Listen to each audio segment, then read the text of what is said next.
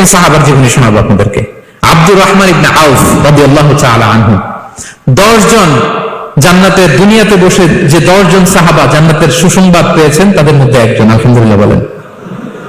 আব্দুর রহমান ইবনে আউফ রাদিয়াল্লাহু তাআলা আনহু প্রথম 8 জন মক্কায় যারা কালিমা পড়ে মুসলমান হয়েছে তাদের একজন। তার স্ট্যাটাসটাকে জেনে নেন। তো তিনি যখন মক্কা থেকে হিজরত করে মদিনায় গেলেন, মনে রাখবেন মক্কা থেকে যে সাহাবারা বাড়ি ঘর ছেড়ে হিজরত করেছে তাদেরকে বলে মুহাজির, মানে হিজরতকারী সাহাবা। আর মদিনাতে যে সমস্ত সাহাবারা তাদেরকে রিসিভ করেছেন তাদেরকে বলে আল আনসার, মানে সাহায্যকারী সাহাবা।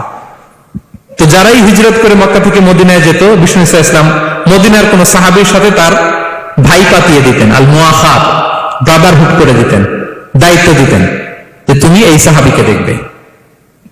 তা আব্দুর রহমান ইবনে আউফ রাদিয়াল্লাহু তাআলা আনহু যখন হিজরত করে গেলেন, তার দেখভাল করার জন্য যে সাহাবীর দায়িত্ব পড়ল তার নাম হচ্ছে সাআদ ইবনে রাবিয়া, আনসারী সাহাবী রাদিয়াল্লাহু তাআলা আনহু। বিষ্ণু বললেন, সাআদ, আব্দুর রহমান ইবনে আউফ তোমার ভাই, ভাই বানিয়ে দিলেন। কি বানিয়ে দিলেন?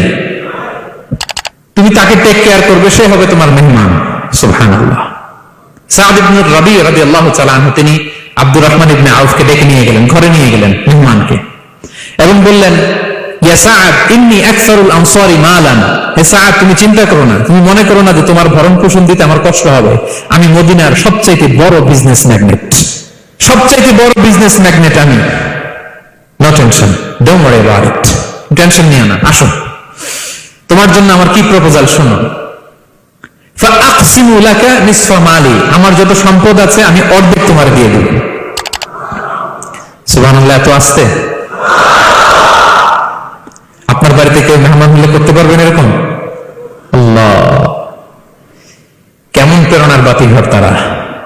ফাআকসিমু নিসফা মালি, আব্দুর রহমান ইবনে আউফ, আমার অর্ধেক সম্পদ তোমারে দিয়ে দিব। এখানেই শেষ না, এরপর বলতে লাগলেন, আমার অনেকগুলো স্ত্রী আছে, তুমি কোথায় যে মেয়ে খুঁজবা, প্রস্তাব দিবা, এত ঝামেলার দরকার নাই।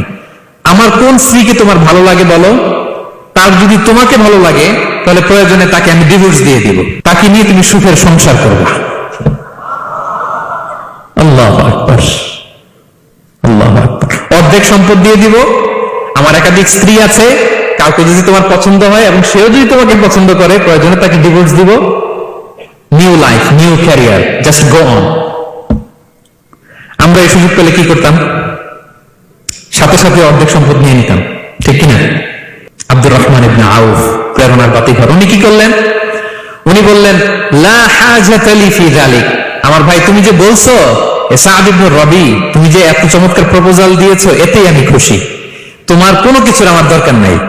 বারাকাল্লাহু লাকা ফি আহলিকা ওয়া মালিক, আল্লাহ তোমার সম্পদে বরকত দেখ, আল্লাহ তোমার পরিবারেও বরকত দেখ।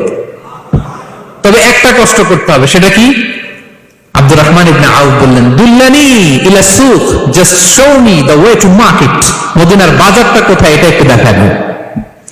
আমি নতুন মানুষ, পথঘাট চিনি না। দুল্লানি ইলা সুক, just show me the way to market of Medina, মদিনার বাজারটা কোন রাস্তায় একটু দেখায় দাও। আল্লাহু আকবার। সাআদ ইবনে রাবি বললেন, এই তো মদিনার বাজার। উনি যে কিছু ঘি কিনলেন, পনির কিনলেন, কিনে বিক্রি করলেন, প্রফিট করলেন, ওই প্রফিট দিয়ে আরো বেশি করে কিনলেন, আবার বিক্রি করলেন, প্রফিট, আবার বিক্রি করলেন, প্রফিট। এই কেনা বেচা করতে করতে 1-2 মাসের মধ্যে উনি মদিনার one of the biggest business magnate হয়ে গেলেন।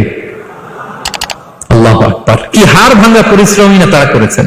একেবারে রেডি ক্যারিয়ার ছিল, গেলাম সবচেয়ে বড় বিজনেসম্যানের অর্ধেক সম্পত্তি পেয়ে গেলাম। He didn't accept the ready career, rather he made his own path with his own endeavor, নিজের চেষ্টায়, নিজের পরিশ্রমে, নিজের ঘাম ঝরিয়ে নিজের ক্যারিয়ার তৈরি করেছেন। চিল্লায় বলেন ঠিক কিনা?